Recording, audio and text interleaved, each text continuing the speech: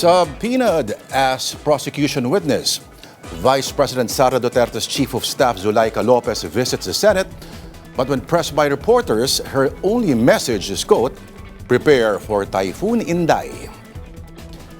Both the prosecution and defense are satisfied after the first week of the impeachment trial, but the bigger test is just beginning, with key witnesses expected to take center stage in the coming weeks. And from the campaign trail to the president's cabinet, Benhur Abalos returns to government as cabinet secretary who, according to Malacanang, is tasked to bring the administration closer to the Filipinos. Good evening, you're watching Political Beat. I'm Lourdes de Vera.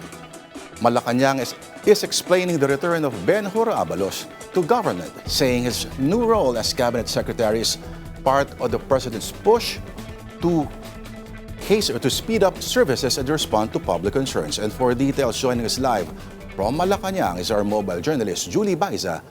Julie, okay, what specific responsibilities will be given to Secretary Abalos? Lord, first, Palace Press Officer Claire Castro explained that that appointing Abalos as cabinet secretary is the president's way to redefine the CABSEC position pursuant to its authority to reorganize the executive branch. Kasi kung maaalala natin, noong 2022, binuwag itong Office of the Cabinet Secretary and inilipat yung task nila sa Presidential Management Staff or yung PMS. Now, anong difference ng PMS at ni CABSEC Abalos? Castro said that instead of a CABSEC focused on managing the President's cabinet meetings, ang utos daw ni PBBM kay Abalos ay siguraduhin na nararamdaman at nakikita ng publiko yung mga ginagawa at mga programa ng gobyerno. And as CABSEC, iikot nga rin daw siya sa buong bansa to represent the President and to call on the cabinet members to help address different concerns and issues of the public. Now we ask, why does the president need to appoint a cabinet secretary? Kasi ilang taon na, 4 na taon na rin naman na wala yung posisyon na yun, ano? Ang sabi ni Castro, una daw yung mga members of the cabinet ay marami na rin daw na kanya-kanyang trabaho. Pangalawa, ang Pangulo halos araw-araw na rin daw na umiikot sa iba't ibang mga lugar sa bansa. So through CABSEC Abalos, naniniwala sila na mas marami daw na maaabot na mga lugar na mga hindi napupuntahan ng Pangulo, and therefore may mga matutulungan din daw na sa ngayon baka hindi pa naririnig yung kanilang mga issue or mga problems. Lourdes. Okay, ang Cabinet Secretary under the Duterte administration is more than just a super meeting organizer, kumbaga, no? Parang CEO din, COO ang kanyang trabaho, at isa sa mga mahalagang bahagi nito ay ensure na yung nai-implement ng maayos yung mga programa ng ehekutibo. Pero beyond that, siya rin ang nag-represent kasi sa presidente sa maraming mga agency meetings, mga cabinet meetings. So ibig sabihin ba nito, Julie, bahagi rin siya ng ilang mga key clusters. Halimbawa, no, yung dating CABSEC ay uma-attend ng mga meeting ng mga interagency departments. Halimbawa, member din siya attend siya sa mga meeting ng mga NEDA, mga ganyan, Social Development Committee, Infra, etc. Ganon din ba, may ganong trabaho siya ngayon? Kasi Lord, previously, yung mga CABSEC, sila ngayon nagsaset actually ng agenda ng mga cabinet meetings. Kahit ng mga cluster meetings, yung mga per department, gaya nga ng mga economic meetings. Pero kasi kanina nga, ang sinabi nga ni Yusek Claire ay nire-define ng Pangulo yung CABSEC position. So, hindi malinaw pa kung makakasama ba siya, pero cabinet secretary siya. I mean, CABSEC pa rin yung tawag sa kanya, even na hindi na nga dahil binuwag na nga through the previous EO, the EO1. So, hindi pa malinaw kung makakasama siya sa cabinet meetings or i-represent niya sa cabinet meeting ang Pangulo. Pero pwede raw niyang kumbaga i-manage in a way kasi to call on the cabinet members daw na kapag may mga issue. So may ganun siyang power din na or authority na kumbaga sabihan itong certain cabinet member na ito yung kinakailangan in this area or in this region, ito yung mga issues. So we'll see sa susunod na cabinet meeting kung nandoon si Abalos. Hindi pa rin kasi siya nakakausap, hindi pa natin siya nakakaharap after his appointment. And even si Yuse Claire, kanina nga lang din niya nilinaw kung ano-ano ba tong bagong posisyon na to. Kasi when we ask, hindi pa nga malinaw nun dahil nga supposedly wala na yung position. So tinanong pa nga namin siya kung kailangan pa bang maglabas ng panibagong EO. Ang sabi niya hindi na rin naman daw. So ayan, medyo sa ngayon hindi pa malinaw ano yung specific task, pero ang ang malinaw lang ay iikot daw si Cabsec Abalos. Mhm. Pero kumbaga may mga responsibilidad ba ang presidential management staff na mawawala sa opisina ngayon at mapupunta dito naman sa opisina ng cabinet secretary, halimbawa Julie? Kung ang pagse-set pa rin ng agenda or yung pagma-manage ng cabinet meetings ng Pangulo, since hindi nga daw iyon yung magiging focus niya, magstay pa rin yan with the PMS. Iyon pa lang yung basis natin ngayon, kung ano pa lang yung mga inilatag sa atin ni Yuse Claire. Hindi pa natin nakikita ano ba buo yung magiging task at kung meron pa bang mga mawawala sa PMS. Mhm. Nung panahon ni Duterte, Mm. masasabi mo na significant ang posisyon ng cabinet secretary kasi ang inappoint siya dyan ay isa sa mga pinakamatagal niyang mga allies sa politika, si Leoncio Evasco. Pero nung 2018, I think, Nagkaroon ng- tama ba matibag? Leoncio Evasco. Oo. Evasco. Leoncio Yeah. Evasco. Isa sa mga trusted political lieutenants talaga yan ni Digong from Davao City pa noon. Pero habang tumatagal, lumiit yung opisina hanggang nung 2018 reorganization, parang naging less central na yung role nitong CABSEC. At of course hindi na isipin mo executive order number 1 binuwag agad yung opisina Yes, ngayon. oo. So this says something a lot.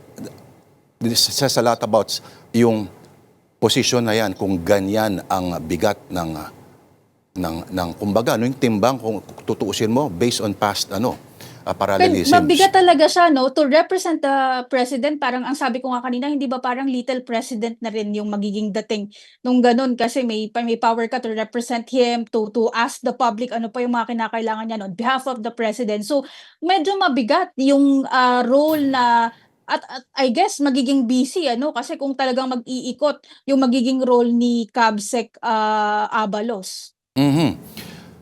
May nagtanong kanina sa press conference, narinig ko, kapareho ba ito or anong kaibahan doon sa posisyon ni Anton Lagdameo? Different daw no? Different daw yung magiging position niya with SAP, Special Assistant to the President Lagdameo. In the previous admin, nag-abot din naman parehas na merong SAP and merong CABSEC. Dito nga lang talaga sa start ni BBM, hindi nag-overlap itong dalawang posisyon na to or hindi nag-abot na merong dalawang ganong posisyon. Ngayon pa lang sa pagsisimula ni Abalos. May isa pa, di ba? Kung di ako nagkakamali, meron pang yung social secretary, tama ba? Yes, yung social secretary, karaniwan siya sa mga events sa loob naman ng palasyo and ngayon umaagapay din sila sa mga events ni First Lady Liza Araneta Marcos kasi nag-iikot na nga rin ngayon si First Lady yung pamamahagi ng bigas para doon sa iba't ibang mga lugar dito sa NCR muna nila sinimulan. Under naman din yan or kakabit din naman yan nung Bawat Bayan Makikinabang program ng administrasyon. Mhm. O kailan daw magkakaroon o ipapakilala ng formal sa media itong si Cabsec Abalos? Kahapon pa lang kasi siya nag-oath Lord hindi pa siya nakakaharap for a press briefing. Bukas wala din naman. So siguro next week makakaharap natin or kahit siguro sa ambush interview kasi based on experience naman ng campaign, medyo madali namang hatakin itong si Secretary Abalos. Mhm. Okay, Julie, mag-shift ako ng topic Kanina, ang anti-Claire natin ay nangumusta.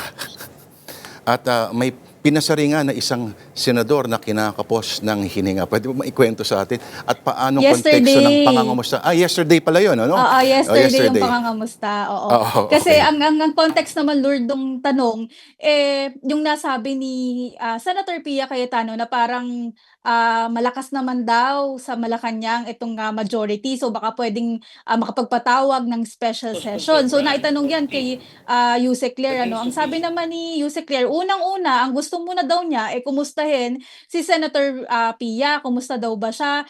And para daw kasing hinihingal doon sa mga pagsasalita niya lately dito sa impeachment trial. Hindi daw alam kung excitement daw ba or kung anxiety daw ba yung reason nung kanyang hingal. Ang sabi naman ni Yusek Claire, hindi na nga rin daw kailangan padaanin pa sa ibang tao. Pwede naman din daw na mismong siya yung magsabi kung magre-request nga for a special session. And ang nilinaw ng palasyo doon sa sinasabi na parang kumbaga, malakas nga dito sa ang majority kaya PBBM, lahat naman daw ay susuportahan ng Pangulo. Sinabi naman daw even before that susuportahan niya yung majority basta't naaayon sa batas yung kanilang hakbang, sumusunod sa proseso at sa procedures. Ang hindi raw susuportahan ng Pangulo, kung ang gagawin ng majority ay iutos yung lock and order ng isang General Aplasca or yung pagpapatakas daw ng isang senador na tila naging gawain naman daw ng minority. So, yun yung sinagot ni Yusek Claire at yun yung context nung kanyang unang-una, kumustahin po muna natin siya. Okay. Yung hindi raw hypothetical ang mga threats against the President, the former House Speaker, and the First Lady. Kanina naitanong kasi yung mga sinasabi na hypothetical or wala namang malinaw na evidence na evidence against VP Sara. Ang sinabi ni Yusek Claire kanina, the fact daw na gina-justify ng Council for Respondents yung naging pagbabanta ni VP Sara ay maituturing na rin daw na pag-amin yun. Ang sabi ni Castro, you cannot and you will not justify something if you did not commit any act. So ang dun pa nga rin daw sa sinasabi na nasabi lang yan ni VP Sara doon sa Zoom meeting or doon sa press ko na yon dahil daw sa banta nung Operation Romanov or yung assassination plot, sinasabing assassination plot against the Vice President and her family. Sila naman din daw yung dapat magpatunay or magpakita ng ebidensya tungkol doon. Kasi una, sa kanila sila daw yung nagpalutang nung Operation Romanov na yon, kaya dapat magbigay sila ng detalye. Binigyan din naman daw ng chance ng NBI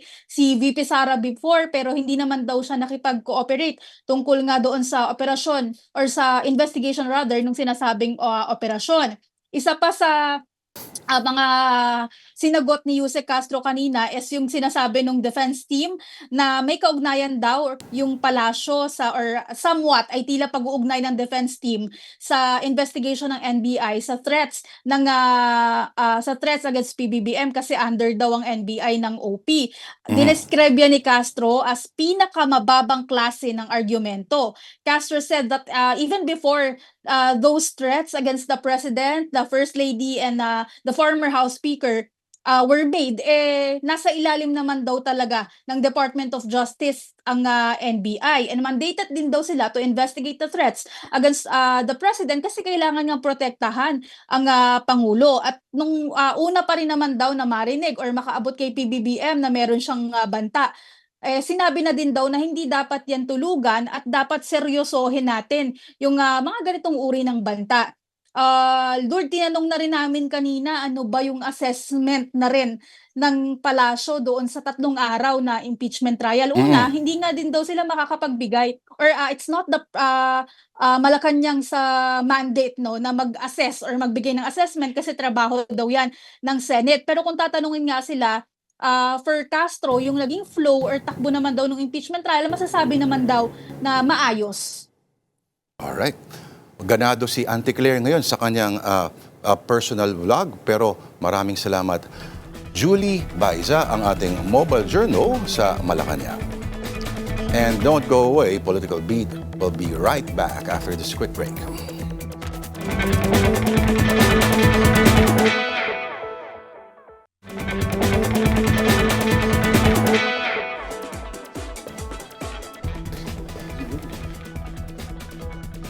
With the first week of the Vice President's impeachment trial officially done and dusted, how confident now is the prosecution and how do they plan to move forward in the weeks to come?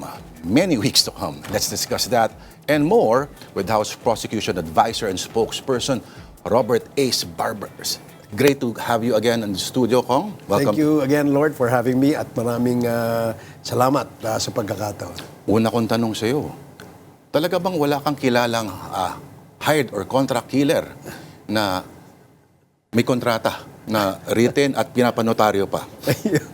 Actually, wala akong kilalang hitman, wala akong kilalang hired killer o assassin. At sa tingin ko, mukhang mahirap naman mangontrata ng isang kriminal, no? Kaya nga ang dumating sa isang pagkakataon na naitanong ko, kung pamayag ba, kung ito ba may kontrata, aday ang ibig sabihin niyan, para legal yung kontrata, dapat maging notaryo ito. Kaya nagtatawanan din yung marami nakarinig. At may sumagot. May sabagot. Null and void kapag illegal ang purpose. Void ab initio, from the beginning. Pinatulan talaga. No? Oo. Oh, interesting. Okay, kayo sinasabi mo ay confident so far sa naging performance. Based sa monitoring ninyo sa social media, ang prosecution, of course, that's the usual trolling from either side, pero sa kalaban ninyo. Ano yung messaging na tingin ninyo ay pinupuntirya ng kabila? Well, yung karamihan ng nakikita natin sa kabilang panig, no, doon sa kampo ng depensa na lumalabas sa social media, ay yung punto na parang justified, no, yung pagbabanta, no. Kapag ikaw ay in distress, pag ikaw daw ay merong politically persecuted, etc. I don't see the logic, no, bakit ganun. Alam naman ng marami na ito ay hindi dapat at ito ay bawal, ito ay labag sa batas. So parang ganun yung framing nung kanilang kwento, no. At of course, hindi nawawala sa kanila yung kanilang bread and butter, no? Yan yung yung pambabash, no? Lahat ng mga personalities na hindi sang-ayon sa kanilang naratibo, sigurado biktima ng bashing. Yung strategiya ng walang denial na ginawa yung threat, ang pinalabas nila ng depensa ay hindi din na yung threat at sinabi na it's done under great emotional duress, stress, kaya nasabi yun. No? Again, may mga nag-argue din na questionable pa rin na dahilan yun at hindi maaring palusutin. Pero, okay, kayo ay nakaset na, magtitistigo na, ito na, si Attorney Zulaika Lopez. Sinasabi niyo na ito'y pagkakataon at kahit sabihin niyo na, of course, siya ay tao ng Vice Presidente, confident kayo that it will work in favor of the prosecution? Well, we believe so, no, Lord, kasi number one, siya magpapatunay na yung video at yung pagbabanta ay naganap nung time na nandoon siya. Katabi siya, narinig niya, siya ay nasa loob ng venue. At alam niya na yun ang sinasabi ng ating pangalawang Pangulo. No? So, we will just have to confirm that from her mismo dahil nandoon siya sa loob. No? And other questions that may be propounded by the members of the prosecution team or the prosecutor na magpapatunay na itong video ito, although tinanggap na naman ng depensa bilang ebidensya ito. Pagkatapos nila i-questionin ng pagkatagal-tagal, yun pala. Yun din pa ipapalabas nila. Yun din lang pala ang kanilang papalabas. Nauna lang ng konti. Di ba dapat bantaan din yung doon? Yung counsel.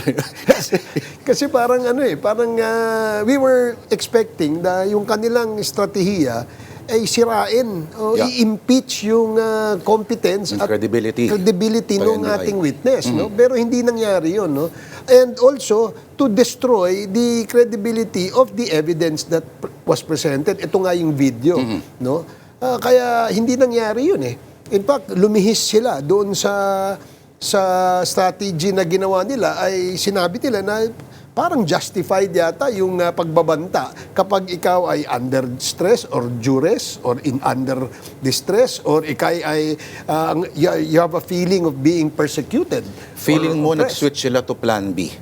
you think meron silang game plan all throughout, tapos biglang nagbago sila ng, switch tayo dito na, okay, she did say the threat, pero may dahilan kung bakit. Well, kasi naniniwala kami sa prosecution panel na a threat is a threat. No? Whatever you look at it, however you want to hear it, and whatever they want to, however they say it, it's still a threat. No? At hindi magbabago na itong threat, ang pagbabanta ay isang labag sa batas. No? So, we were expecting na ganun yung kanilang pupuntuhin dun sa kanilang pagkocross. At hindi nangyari ito. And in fact, the fact that they admitted that the video is totoo at real, parang nakadagdag pa yon ng credibility dun sa ating witness at nakadagdag puntos pa rin para dun sa atin sa prosecution panel. Kung sabi nila, under extreme questioning ay hindi raw bumigay, no? Hindi... Yeah, kitang-kita na alam mo kasi pagka medyo extreme yung pagtatanong, no? Kasama yung optics, parang kakabahan ka kung ikay nagsisinungaling. But it seems that the witness was calm. He was always consistent in his answers. No? Tama yung mga sinasabi niya, kahit anong baliktad, yun at yun na lumalabas. So hindi ba totoo na the witness was following a script, sabi ng mga nasa kabila? Oh, well, yun na nga kaya nga inobjectan kaagad yun, no? Kinwestiyon kaagad yun ng prosecutor assigned in that case. Kasi hindi naman dapat ginagawa daw yun, no? Apparently, there was it was improbable. No, not improbable. It was how do you say that? Unlikely? Hindi tama, no? Hindi daw tama. Improper. Improper, yeah, that's it. So, improper daw ito. No? Parang pinractice daw. Kasi, pero it didn't appear to many na ito ay pinractice, ito ay script, no? Yeah, of course, yung questioning sa witness ng prosecution, pinapractice talaga yun. No? Pero yung sabihin na, are you following a script? Kitang-kita naman, wala naman siyang script. Because kahit anong pagtatanong, kaliwa, kanan, taas, baba, he was consistent. And he has shown his competence as a witness. Nagtataka nga tayo marami nagtatanong, ano ba yung credential nito? Ba't yun ang tinatanong? Ang dapat ang pinupuntirya, yung ikaw ba, yung ebidensya ba, ina-authenticate? Tama ba yung authentication? Ito ba ay talagang original? No? Mukhang hindi sila nagpunta doon. Technique at taktika para ma-delay, sinasabi nila. Pero bakit mo sinasabi na yung pagpapalabas ng depensa ay nakasira pa actually sa argumento nila? Well, kasi... At may nabato ng laptop. At magkano ba laptop na yun? At parang... sa akin ako personally, my opinion is that nakatulong ito, no, sa prosecution. Number one, because na-prove na itong video na ebidensya na ipinakita ng prosecution, totoong video na tinanggap naman ng depensa. Hindi nga nila dinenay At hindi rin nila dinenay na si VP Sara nagsasalita at nagbabanta. Wala silang denial na ganun. In other words, dahil walang denial, they seem to have accepted the fact that it is the real video where all these statements uttered by the Vice President constitute a culpable violation of the Constitution. Kaya nga ito ay impeachable offense. O parang yun ang naging argumento at the end of the day. Kayo ho ba ay 9 hours for one witness? Sinasabi ng iba kung ganito ang magiging pace ng trial ay baka iba na presidente natin noon at may mga apo na yung mga stenographer sa korte at baka may geological time na tayong ginagawa. Ano bang in-expect natin sa Lunes? Kasi siguro dahil medyo bago pa lang, no? Ito pa lang yung mga initial... Kapaan daw, kapaan. Kapaan pa dyan, medyo konting adjustments here and there. Kumbaga, baby steps muna ito. And then later on, pagkaya nagkaroon na ng kumpiyansa at nagkaroon na ng kapalooban ng bawat panig, so I think it will become faster and the trial will become maybe shorter, no? In terms of the number of hours to be devoted. Mag-ingat daw sa Typhoon Inday. Anong dating sa inyo noon? Yung ba yung ngayon nananalasa ng super typhoon na pisikal? O ang nagsabi niyan ay gagawin ninyong witness din. May mga nagsasabi naman mula sa kabilang panig na, nako, edi mas masisira kayo dyan. Mas lalong sasabihin niya, ipapakita niyan kung paano siya inalipusta, paano sila inapi-api. Therefore, yari Kung kayo. yun ang basihan na inalipusta siya, inapi-api siya, ay maging justifiable reason kung bakit nagbanta ang isang tao, in this case is the Vice President, mukhang mali yata yung kanilang pinupunto. No? Remember, ang ini-impeach po dito, under trial dito ay ating Vice Presidente. No? Ano ba yung na-utter niyang mga salita, no? Na hindi kanais-nais, na lumalabas na lumabag, no, dun sa mga batas na hindi dapat ginagawa ng pangalawang pinakamataas na makapangyarihan sa ating bansa. No? Yun nga, you took an oath in your office that susundin mo lahat ng alituntunin ng ating saligang batas. And one of them is to follow legal orders and laws. Now that you have violated a law, anong ibig sabihin nun? No? So, kung ganun yung kanilang direksyon, sinasabi nila na parang gina-justify nila, no? na dahil naalipusta o naaapi yung kaibigan, may karapatan na, no? Kahit sino.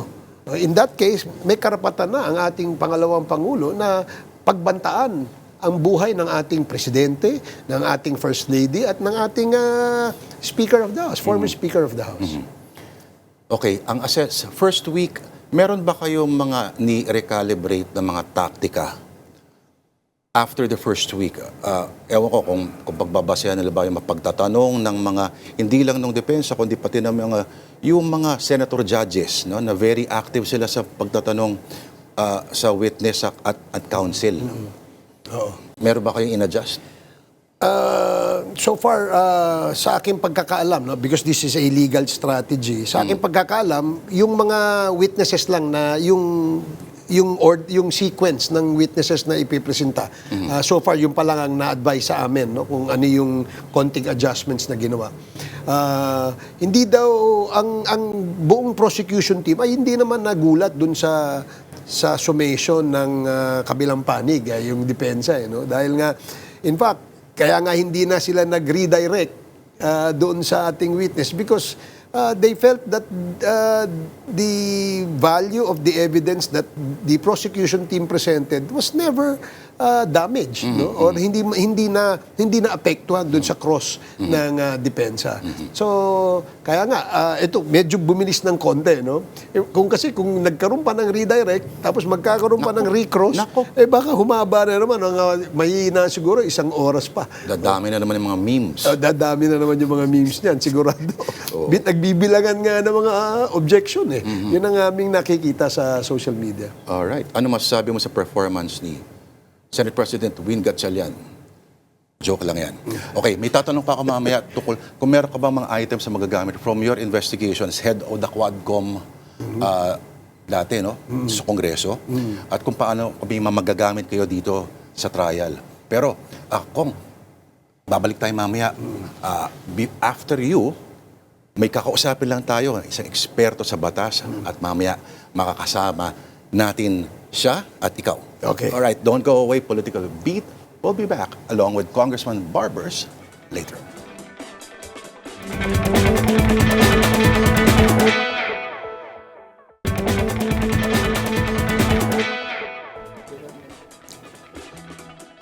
Of course, we're still on the impeachment trial of the Vice President, and key witnesses are expected to take center stage in the coming weeks. And to help us break down what we've seen so far and what to expect and what should be done to expedite things, we're joined by former Integrated Bar of the Philippines on his 6th interview today, Attorney Domingo Cayosas. Attorney, thank you for coming to us live. Well, good evening at magandang gabi po sa ating mga kababayan. Mas magandang lalaki pala si attorney in person.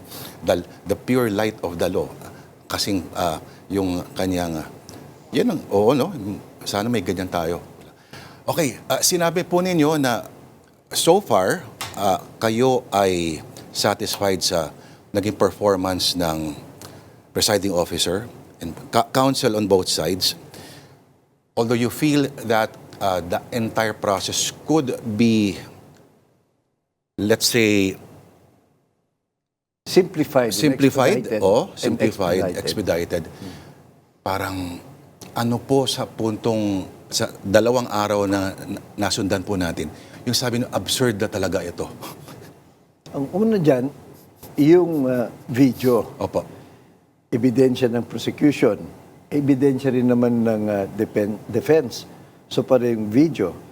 So, dapat yan sa pre-trial. Di ba? O siya, tignan ko yung version mo. Tignan ko yung version ko. Compare natin. Pareho. Eh dapat, hindi na pinag-awayan ng 2 days. So ito yung sinasabi natin na yung role ng senator judges, hindi lang para maghusga o magtimbang. They have to manage the process. They have to bring it to the level of ordinary Filipinos para maintindihan nila. Kasi issue ng sambayan ng Pilipino ito, hindi lang issue ng Vice President, mga abogado o yung mga hukom. Tayo lahat. May observation na ganun ang approach ng prosecution, even from the opening remarks. Yung sa defense may pagka-cold raw, sinasabi medyo legalistic at dapat i-tone down ng konti dahil alam na may ibang nanonood dito. Ano ang maaring gawin halimbawa sa susunod na linggo ni Senator Escudero halimbawa para hindi na maulit itong pag-nitpick over dokumento ng Meta kung totoo ba o hindi? Well, hindi na nila maibalik yung pre-trial.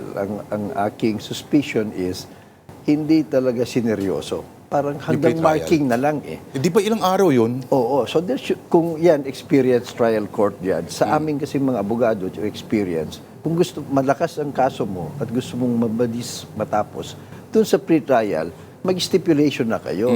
Discovery methods, mag-agree na kayo. Para so, kung konti na lang ipipresenta nyo. So mukhang nakaligtaan yon. So hindi na pwedeng ibalik dun. But the presiding officer, as an active judge, can actually frame it properly at the start. Pati yung mga ibang senador din, na hindi abogado, pwede rin nilang i-frame in a more simple terms at the start. Hindi ako naniniwala o palo doon sa sinasabi. Dapat tumahimik lang muna kayo, hintayin muna natin, ilabas lahat ng mga ebidensya, saka natin himay-himayin. Eh kung hindi maganda yun kasi nga, you're wasting time. At ang nafo-focus ngayon, yung technicalities rather than the truth. So mas maganda siguro, pag-aralan nila, at kausapin siya, pareho naman pala witness, ano bang pagkakaiba dito? Doon na lang tayo mag-concentrate. Like even questions like, ano ba ang relasyon nito doon sa charge nyo? Ito ba impeachable? Dapat sa umpisa pa lang, malinaw na yan. Kasi kung hindi, ang nangyayari ay nagiging parang basketball. Paramihan ng objection, paramihan ng overruled or sustained. Eh, hindi maganda yon. Yung bang nalilihis tayo. Sa disenyo ng Constitution, ang impeachment dapat mabilis. Simple lang. At hindi ito criminal case, hindi civil case, hindi admin case na palaging technicality. Tumbukin na natin yung katotohanan, yung mas importante. Kasi yung mga pag-aawayan, walang tuldok ito. But I cannot blame the defense. Trabaho nila yan. If the court will allow them, both sides will exploit all procedural details, technicalities, para makalamang. But hindi sana ito lamangan Pero attorney, ang hirap yata okay, may bahagi siya na procedural, may bahagi na legal, pero hindi naman talaga siya purely criminal trial. So, ang hirap i-delineate kung hanggang saan ang papayagan, hanggang saan yung, kailangan may procedure talaga dito.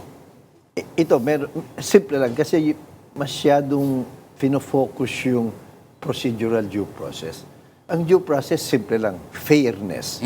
Ibig sabihin, may pagkakataon kang sumagot, mag-explain, maglatag ng ebidensya, ganun din sa kabila. Ganun yun.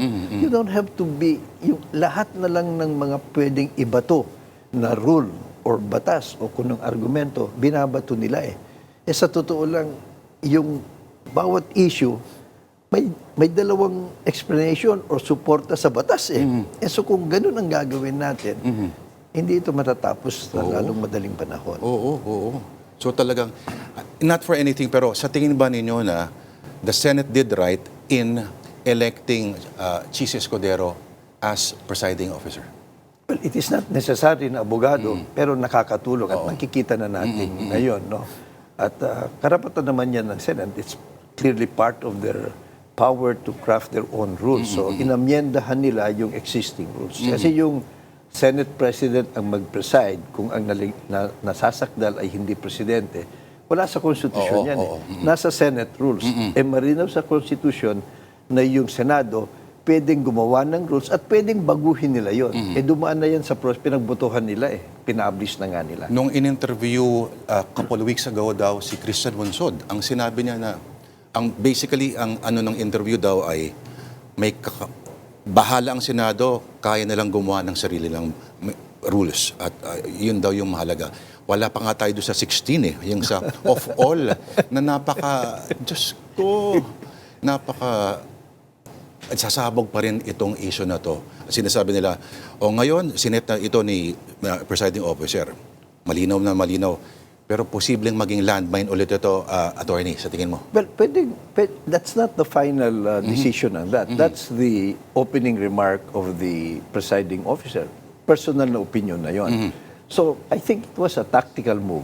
Para lang, hindi yan kasi yun ang gustong gawin nung gustong mag-derail Tumatakbo na nga uli sila sa Supreme Court para pahintuin na naman. Pretty obvious, di ba? So, para hindi siguro, sige, ito na lang muna until masettle ng Supreme Court. Pero sa totoo lang, malinaw din ho sa Constitution na wala namang sinabing 16 Ang malinaw sa Constitution, sinabi, 2/3 vote of all the members of the Senate. Ngayon, kung lahat sila nandun, di 2/3, 16.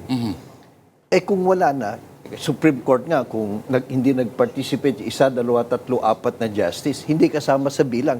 Wala namang korte na yung hindi nagpa-participate, boboto.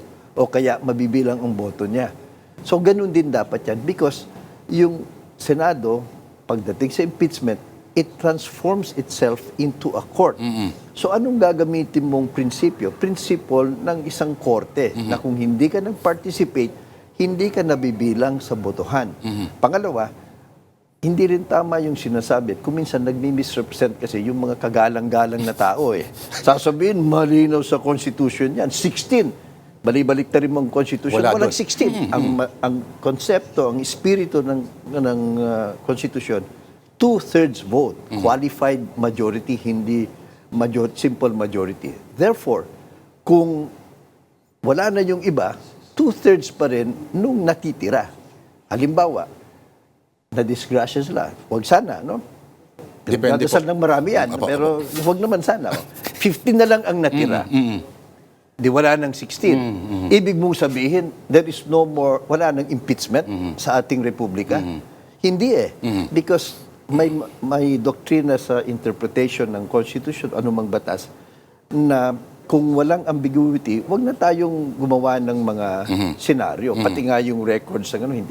Wala nga doon yung 16 Pangalawa, pag i-interpret mo yan, interpret mo in such a way that it becomes effective. It does not become inutil. And then, ang batas, logic, common sense. So, 2/3, yun ang the spirit of the law must prevail. Hindi ho yung invento natin na nandyan, wala naman pala. Ito ba yung living constitution na Correct. doktrina na Dynamic. sinasabi? Dynamic. Kasi nga, siyempre, nung pinag-uusapan yan, hindi naman nila akalain na malalagas ang mga senador kasi nga, mandarambong din daw yung iba. Di ba? Hindi nila akalain. Oo. Nakakalungkot nga na even at a higher level, pwede mong questionin kung talagang yung sa prinsipyo lang, paano mo aasahan yung mga pinagsususpetsa na mandarambong na uupo na huwes na matino dun sa pinag-aakusahan din na ng darambong.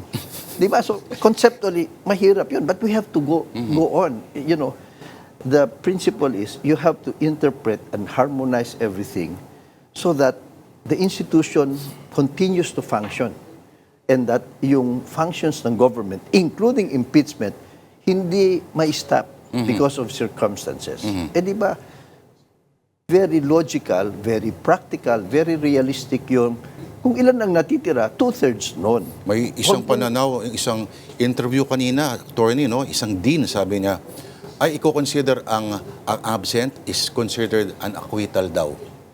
Oh, of course, kasi nga, ang presumption mo dyan, Juan, negative yung vote niya. Lalo, kung yun nga ang ginagawa. Of course, kung ang point of view mo depensa, yun ang sasabihin mo. Siyempre, makakalamang ka doon. Pang point of view mo, yung prosecution, gusto mo 2/3 ng natitira. Pero sa atin, hindi yung point of view ng magkabilang panig. Ano bang totoo dito? Ano bang practical? Ano ba yung fair?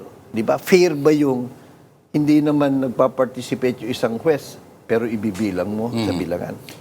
Hindi fair yun. Kahit sa basketball, kahit ano, hindi ganun ang konsepto ng juez. So, At nangangamba kayo na itakbo ito sa Supreme Court kasi hindi natuwa ang maraming mga abogado, maraming mga grupo sa huling desisyon at sinasabi, they might have committed an not so nice overreach. Pero bago mo sagutin yan, Attorney Igon, magbabreak lang muna tayo. Magbabalik po ang Political Beat. Kasama pa rin po si Attorney Igon Cayosa. Be back.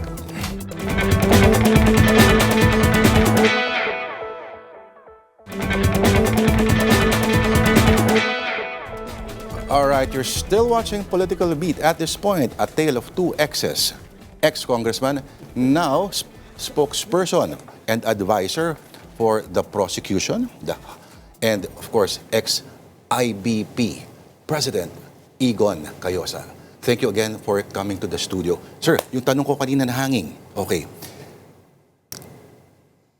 Nakakatakot ilapit ito sa Supreme Court. Kasi, paano naman kung kabaligtaran, kung hindi naman sila mag-overreach this time? well, linapit na nga eh. Meron ng final na Kaya nga. petisyon. At ang malinaw ang agenda na, kaibigan natin mga yan, we give them all the respect, pero malinaw ang agenda nila. Gusto na naman nila pahintuin ng impeachment. Malinaw naman na pagdating sa impeachment, ang korte yan at ang exclusive power nasa Senado, wala sa Supreme Court. So, pangalawa, may standing ba yung nagpe-petition? Do they stand to gain or lose pag may ganyang arrangement, no?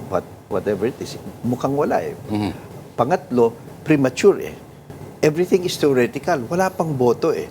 Malay natin, nakumbinsi sila walang kaso. Lahat unanimous, acquittal. O kaya, nakumbinsi sa overwhelming evidence, guilty talaga siya. Convicted. Anong pag-uusapan nating hatian? Di ba?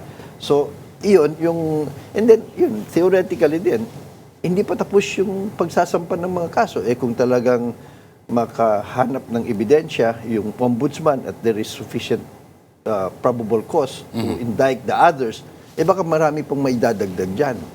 Di, malalagasan na naman sila. So, yung, halimbawa, 50 na lang natira. Sa mo hahanapin yung 16. Wala sa kaya nga the wisdom of the court is flexible.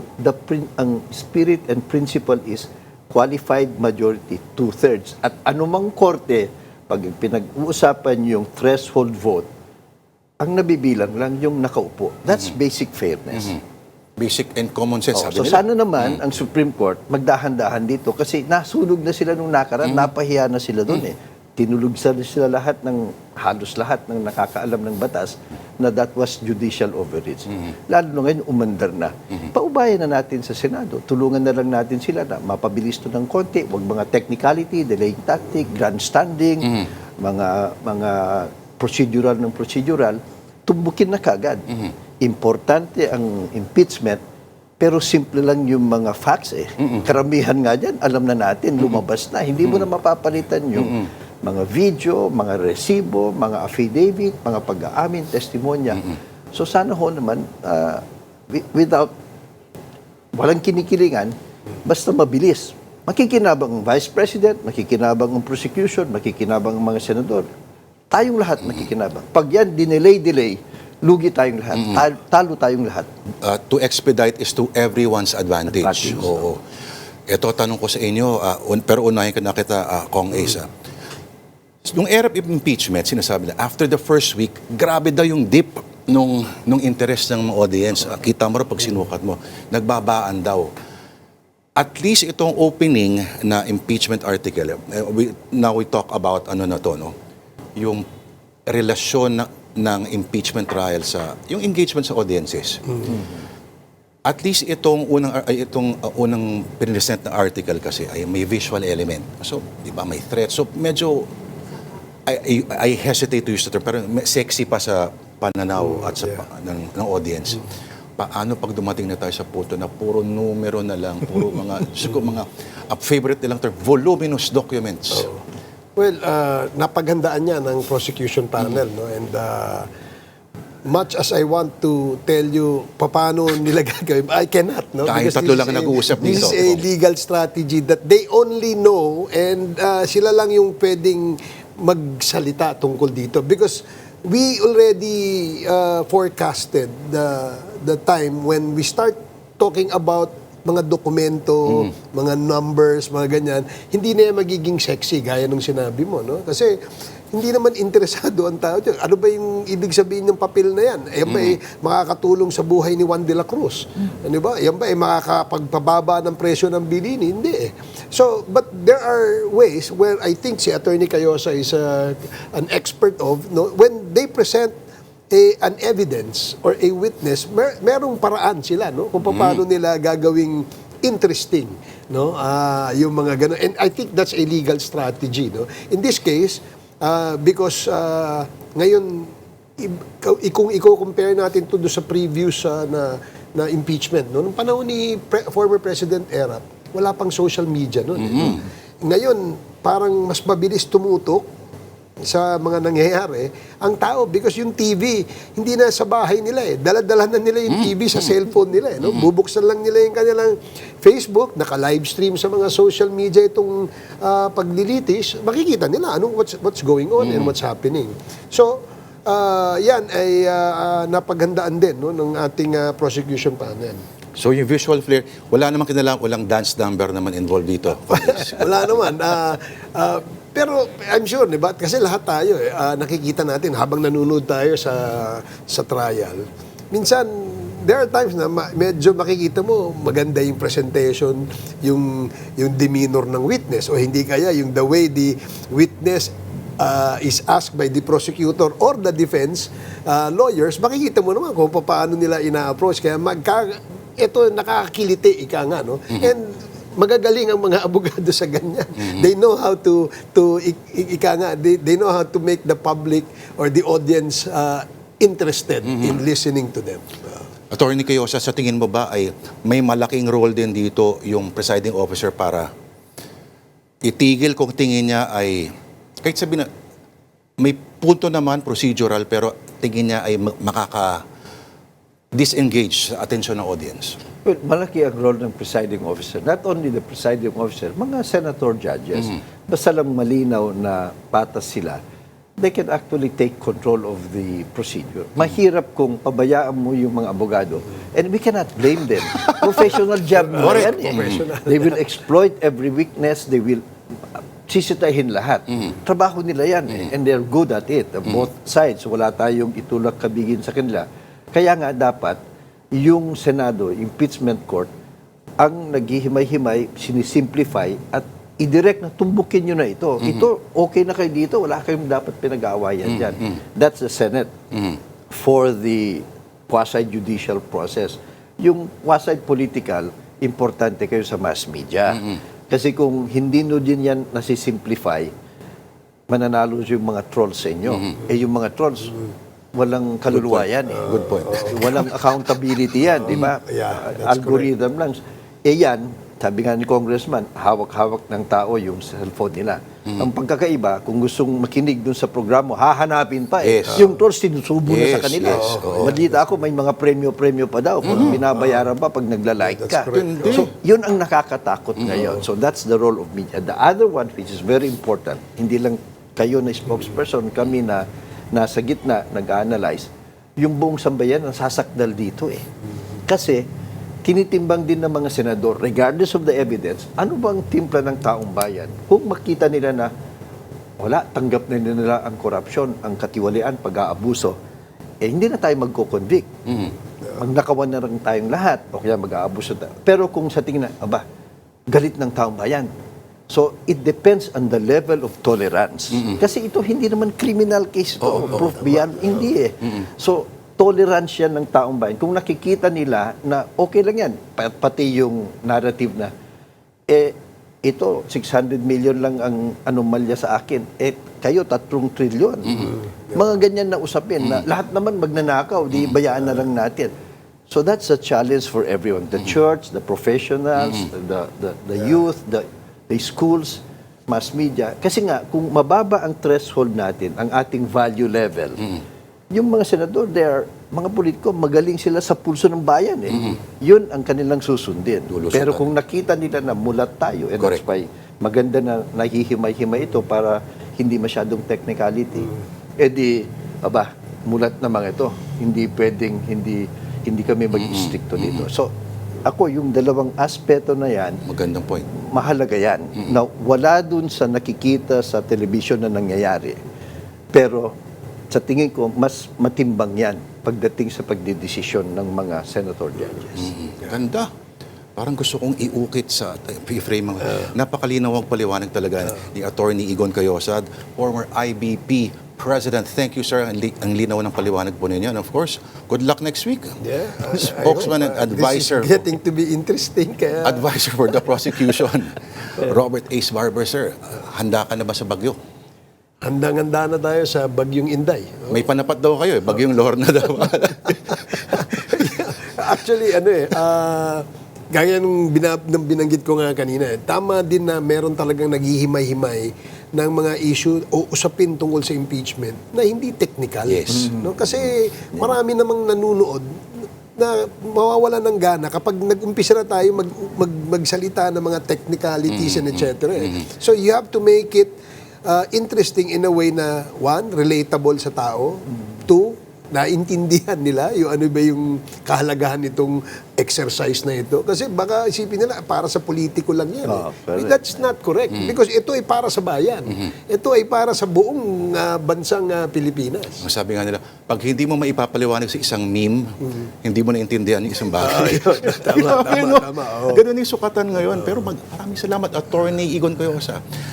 Congressman Robert Ace Barbers, thank you very much, sir, sa inyong thank you sa pagdalaw sa studio. And it's been the Political Beat. This Thursday, the 9th of July, I'm Lourdes de Vera. Please enjoy the rest of your evening.